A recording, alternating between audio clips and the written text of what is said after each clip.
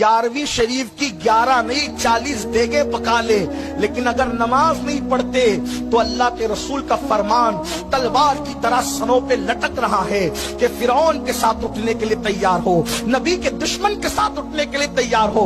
और याद रखना, जिसको रसूलुल्लाह कबूल न फरमाए उसको गौसे आजम भी कभी कबूल नहीं कर सकते, उसको गरीब नवाज भी कभी कबूल नहीं कर सकते। 11वीं करने वाले, नियाज करने वाले सबसे मेरा एक ही कहना है और सबके लिए एक मैसेज है कि तुम्हारी 11वीं, तुम्हारे किचड़े, तुम्हारे नियाज ये फर्ज नहीं, ना ही वाजिब हैं, मुस्तहब के दर्जे में आ सकते हैं, लेकिन फज्र की नमाज से लेकर इशा की नमाज तक फर्ज ये तुम्हारे ऊपर ऐसा जरूरी है कि इस चीज के लिए कोई माफी नहीं है।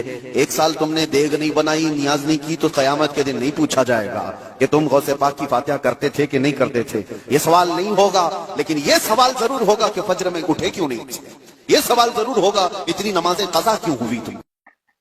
आया सरकार गौसे पाक की बारगाह में बैठे हुए हैं, सबकी फरियादें सुन रहे, तेरा क्या मैटर, तेरा क्या मैटर, तेरा क्या मैटर, सब अपनी अपनी बातें कहते हुए जा रहे हैं। जब इसकी बारी आई तो इसने कहा हुजूर मैंने गुज़िश्ता रात में ख्वाब देखा, मेरे वालिद का इंतकाल हो गया, कब्र में है, वो अजाब हो रहा है उसके ऊपर। उसने कहा कि उनके पास चले जाओ, दुआ करवा दो तो मेरा काम हो जाएगा। तो मैं इसलिए आपके पास आया हूं कि आप दुआ कर दें, मेरे वालिद की बख्शिश हो जाए और उस पर रहमो करम की बारिश हो जाए, अजाब को हटा लिया जाए, अजाब को हटा लिया जाए। आप दुआ फरमा दें। सरकार गौसे पाक ने उससे पूछा दुआ तो करेंगे मगर एक सवाल है। कहा कौन सा सवाल? कहा ये बता, तेरा बाप कभी मेरे मदरसे के दरवाजे से गुजरा है नहीं गुजरा है? सुबहान अल्लाह, सुबहान अल्लाह। ये बोलना जरा, आबारा अबू का आला बाब मदरसा, बोल क्या तेरा बाप कभी मेरे मदरसे के दरवाजे से गुजरा है? तो उसने कहा कि नहीं मालूम। कहा सोच ले। कुछ देर तक सोचता रहा, बोले हाँ याद आया, एक बार मेरा बाप आपके मदरसे के दरवाजे से गुजरा था। बोले बस ठीक है। सर झुका लिया, कुछ पढ़ते रहे, क्या करते रहे अल्लाह जाने, मुराकबा करते रहे, वो बस सर ही नहीं उठाया, नीचे ऐसे झुकाए रहे। वो आम आदमी ही आया था। उसने कहा अभी सर उठाएंगे तो जवाब देंगे, अभी उठाएंगे तो जवाब देंगे, अभी उठाएंगे तो जवाब देंगे। अगोरत में उठ के चला गए, के दिन भर बैठा, सब आएंगे का जवाब देंगे। वो सर ही नहीं उठाए और ये इंतजार करते उठा चला गया। अब जवाब दे, बहुत देर हो गई तो उठ के चला गया, घर पहुंचा, खाना खाया, बिस्तर लगा, शाम को सोया, और जब सोया आंख जब बंद हुई, नींद आई तो फिर ख्वाब देखने लगा। अपने वालिद को देखा। आज क्या देख रहा है कि बाप ने देखते ही मुस्कुरा दिया, कब्र में रहमत और नूर की बारिश हो रही है। सुभान अल्लाह, जन्नत की खिड़की खोल दी गई है, अनवार आ रहे हैं, रहमतें नाजिल हो रही है, बड़ा हसीन चेहरा, मुस्कुरा रहा है बाप। ये लड़का कहता है अब्बू जान, अरे ये कल तो बड़ा प्रॉब्लम में थे, बदल गए, कल और आज एक दिन में बदल गया सब। बोले बदल क्यों नहीं जाएगा, तू गौसे पाक की बारगाह से आ रहा है ना, गौसे पाक की बारगाह से आ रहा है, जरा सा देखिए। तो ये लड़का कहता है आ तो रहा हूं मैं, लेकिन उनसे दुआ करने के लिए कहा था, मैं तो कुछ कार्रवाई नहीं की। उनसे दुआ करने के लिए बोला था मैं, उन्होंने तो कुछ किया नहीं। मैंने कहा दुआ कर दो, उन्होंने सर झुका लिया। अब जवाब दे। मैं इंतजार करते उठ करके चला आया, उन्होंने कुछ कहा नहीं। तो ये कैसे हो गया? बोले जबान से बोले हो ना बोले हो, मगर जो कुछ है ये उन्हीं की वजह से है।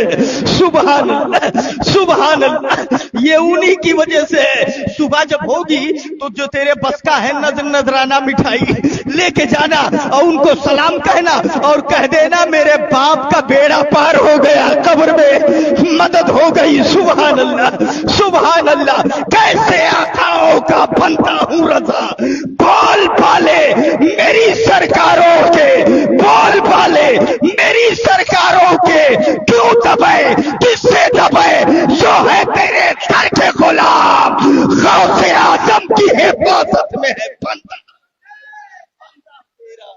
سبحان اللہ سبحان اللہ سبحان اللہ سبحان اللہ سبحان آج صبح جانا، یہ صبح ہوئی، لیا جو اس کے سمجھ میں آیا مٹھائی وغیرہ، اور لے کر کے سرکار غوث پاک کی بارگاہ میں پہنچا، بڑے زور سے السلام علیکم مسکرا دیے. یہ اتنا زور سے سلام کرنے کا مطلب ہی ہے کہ ہو گیا تھا. ہائے ہائے ہائے، ذرا سا بولو سبحان اللہ.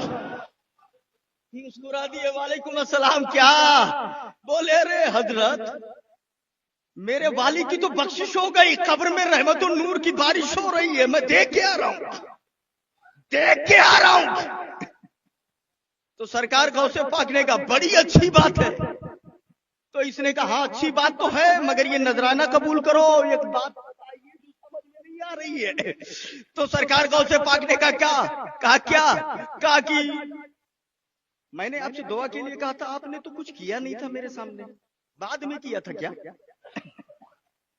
بعد میں کیا تھا کیا؟ یہ ہوا کیسے معاملہ؟ تو سرکار غوث پاک نے فرمایا ادھر قریبا.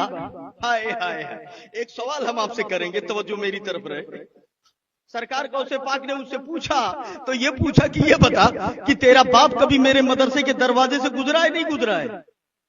ہم تقریر اور بھی کرتے ہیں تو اس پر ایک سوال قائم کرتے ہیں، وہ یہ کہ مدرسے کے دروازے سے گزرنا کون سے کمال کی بات ہے؟